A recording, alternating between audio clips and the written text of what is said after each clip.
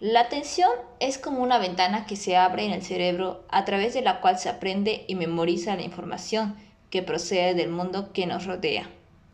Sin atención no hay aprendizaje, ni memoria explícita, ni conocimiento. Saber que ayer por la tarde vi a Juan, hechos temporales, cuando salía de casa despacio, y me contó que estaba leyendo a George Orwell, conocimiento. La atención es el mecanismo cerebral que se requiere para ser consciente de algo. El mecanismo de la atención consigue el ensamblaje funcional de neuronas dispersas de corteza cerebral y tálamo, activando el mecanismo de la conciencia. Aprender y memorizar, al menos en lo que se refiere a la enseñanza, requiere de ese foco preciso absoluto que es la atención.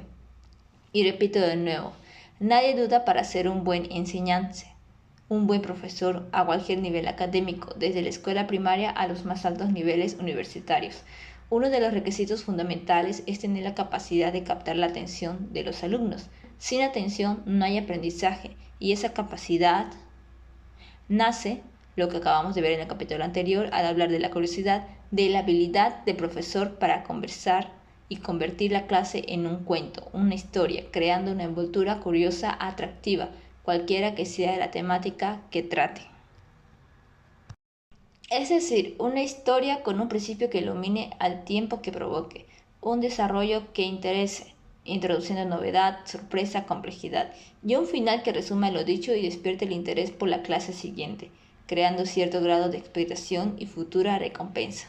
La atención es como un foco de luz que ilumina lo que hay delante de nosotros y lo distingue, lo diseca de todo lo demás.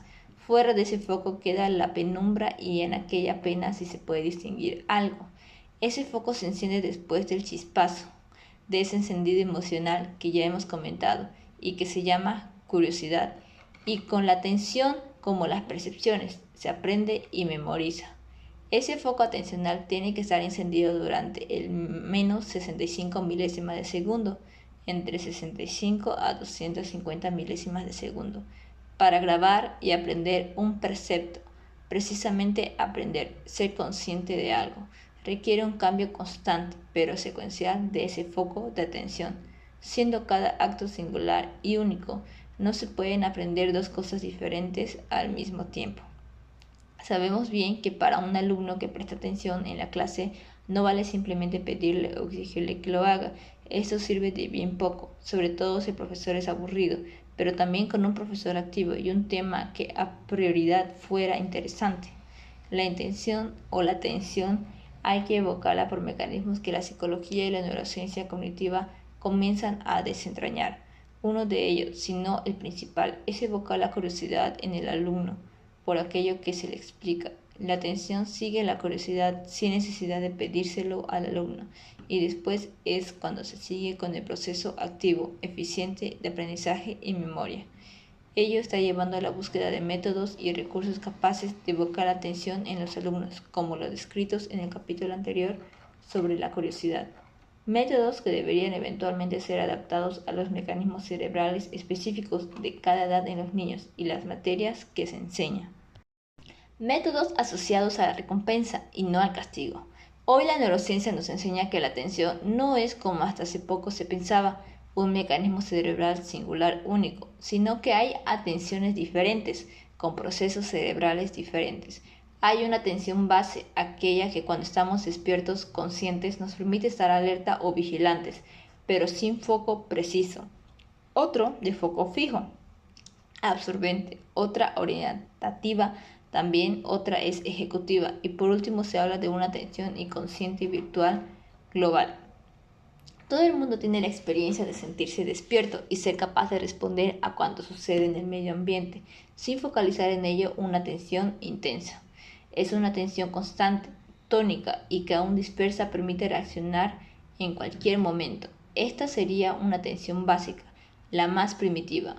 Es muy dependiente del estado de vigilia, sueño del individuo, y su sustrato cerebral principal es la activación de la sustancia reticular activadora ascendente del tronco del encéfalo.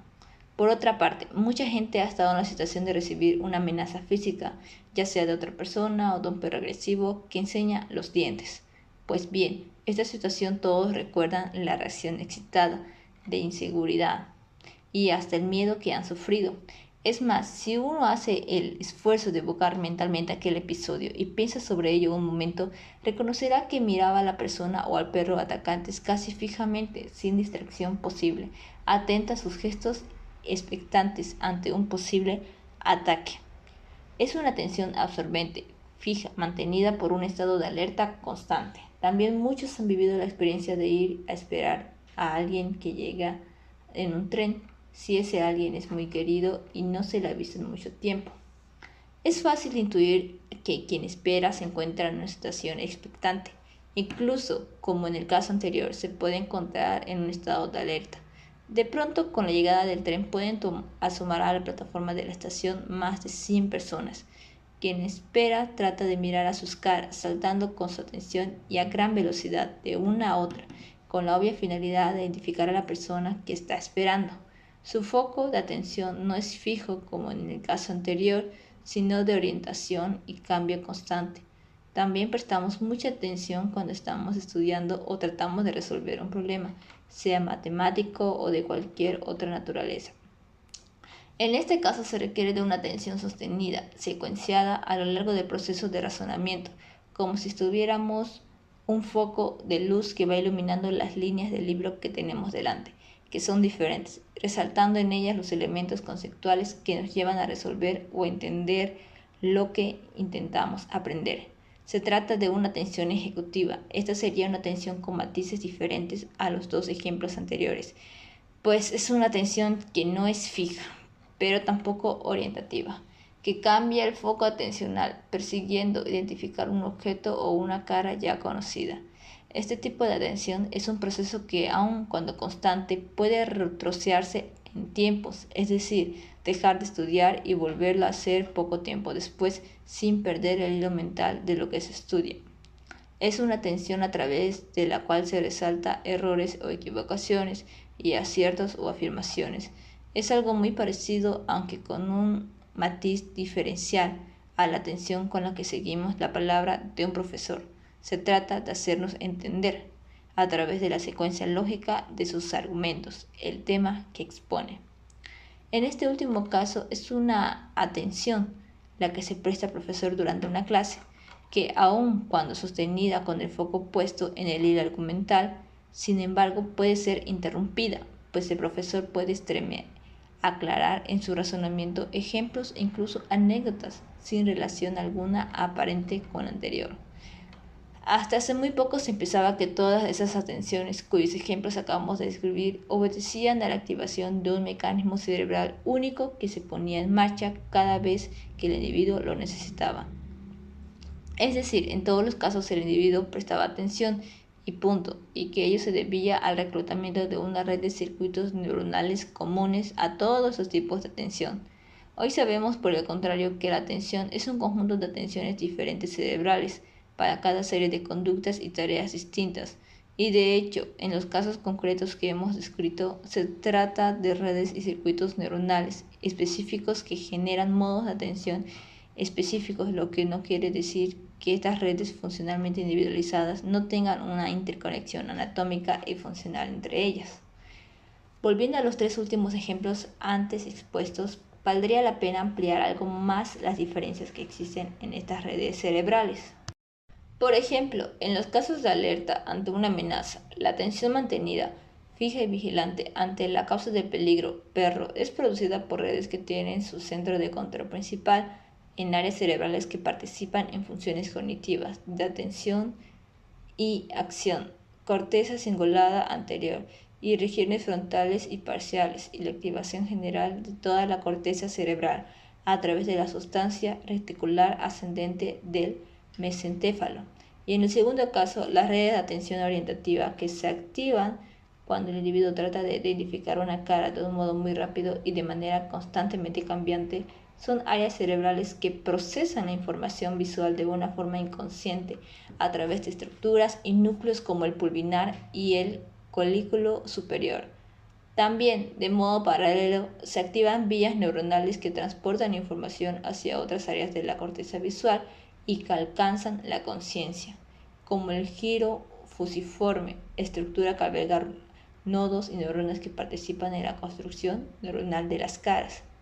En el último caso, el de la atención selectiva para el estudio, la atención ejecutiva de foco intenso, aun cuando cambiante, requiere de redes neuronales en las que participan varias áreas de la corteza prefrontal, planificación y toma constante de decisiones en el proceso de cambiar estrategias mentales ante un error, y en particular la corteza prefrontal, dorsolateral, memoria de trabajo, y la corteza cingulada, anterior y posterior, en actividad concertada con el sistema límbico, emociones y toma de decisiones. El conocimiento de todos estos hallazgos, sin dudas sorprendentes, hasta hace tan solo unos pocos años, permite plantear la hipótesis acerca de su utilidad o beneficio, tanto para aprender y memorizar mejor como para enseñar, o incluso realizar entrenamientos programados, juegos, videos, tesis de concentración, que permitan mejorar déficits en la atención que interfieran con el aprendizaje de los niños en el colegio. Se ha visto, por ejemplo, que las redes neuronales, sustrato de la atención ejecutiva, aquellas que se activan para el estudio, son de una enorme plasticidad, es decir, capaces de cambiar su funcionamiento neuronal con el entrenamiento, y ello puede servir para el tratamiento de ciertos síntomas atencionales de los niños. Precisamente, hay estudios en psicología y medicina que muestran que un entrenamiento utilizando métodos y tesis adecuados para este tipo de atención ha sido efectivo en el tratamiento de procesos como el trastorno por déficit de atención e hiperactividad en los niños, o el mismo síndrome de Tourette y otros síndromes de déficit atencional más selectivos. Capítulo 18. Estas redes de atención específica para el estudio atención ejecutiva tienen su punto máximo o ventana plástica para ser moldeables en los primeros años del desarrollo, entre las edades de 4 a 7 años. Pasada esa edad son más resistentes al cambio, menos flexibles, como se ha demostrado en niños entre 8 a 12 años. Un estudio acaba de mostrar esta plasticidad en niños de 4 a 7 años, con solo un entrenamiento específico de 5 días. Se trata de niños normales y sin déficit para la atención, en los que, tras el entrenamiento correspondiente, se comprobó una mejora en su capacidad atencional e incluso un aumento de su coeficiente de inteligencia, E. Igualmente, también se lograron efectos similares en niños que padecen déficit de atención e hiperactividad, sometidos a estos tratamientos de atención específica y en estas mismas edades. Capítulo 18. Todo ello nos habla de las enormes consecuencias que el conocimiento de estas redes neuronales puede proporcionar no solo a la medicina y a los posibles tratamientos de los niños con trastornos atencionales y motores, sino para mejorar la atención en niños que no los padecen. Los efectos beneficiosos del tratamiento conductual de los niños no solo se han visto en la atención para el estudio, sino en general para los procesos que hemos llamado de atención de orientación. La atención que se requiere para identificar rápidamente una cara entre muchas otras o entre una serie diferente de objetos. Estas redes para la atención de orientación tienen ventanas plásticas diferentes a las de la atención ejecutiva y se forman antes.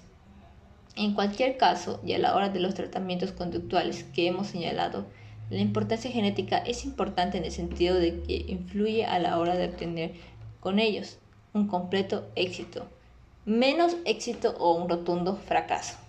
Y de lo que no cabe de menor duda es que de todo lo que hasta ahora sabemos sobre este tema nos indica que aún habiendo una poderosa interacción genes, medio ambiente, casi como en toda función cerebral, sea normal o patológica, los tratamientos conductuales pueden ser de un enorme beneficio médico en muchos casos.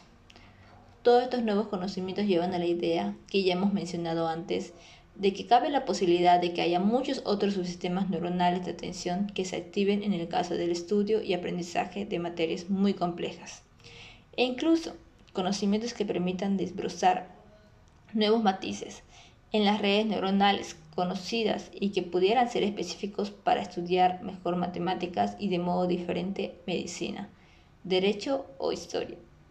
De hecho, hoy se piensa que los sustratos neuronales de la atención no son iguales en el niño y el adulto. e incluso en el niño para cada edad y aún para cada tema diferente. Y es que lo que se entiende por tiempo atencional, tiempo total de una clase durante el que se requiere atención completa y casi incontinua del alumno, no es el mismo para las diferentes etapas y edades que componen el arco vital del individuo humano. Precisamente conocer los tiempos cerebrales que se requieren para mantener la atención a cada edad o periodo de la vida puede ayudar a ajustar los tiempos de atención reales durante el aprendizaje en clase de una manera más eficiente. De ser así, podrían desarrollarse entrenamientos selectivos que redundarán en una mayor eficiencia en el estudio de estas materias. Un capítulo final requiere aquella última atención que llamamos inconsciente, virtual, global u holista, y que tendría que ver con una faceta de la creatividad humana, con el conocimiento. Nuevo capítulo 20. Una atención claramente diferente a la atención ejecutiva, que se requiere, como acabamos de señalar, para el estudio consciente y con la que se llega a resolver un problema determinado, siguiendo un hilo específico de razonamiento. La neurociencia actual sabe muy poco acerca de este otro tipo de atención cerebral y que muchos individuos geniales utilizan para resolver problemas altamente complejos. Me refiero a situaciones en las que una persona ante un problema y durante su proceso de resolución y atención focalizada alcanza un punto en el que sabe que es consciente de la imposibilidad de continuar y abandona. Lo curioso es que si el problema es altamente motivador, el cerebro sigue trabajando en él, bajo el foco de otro tipo de atención, esta vez inconsciente.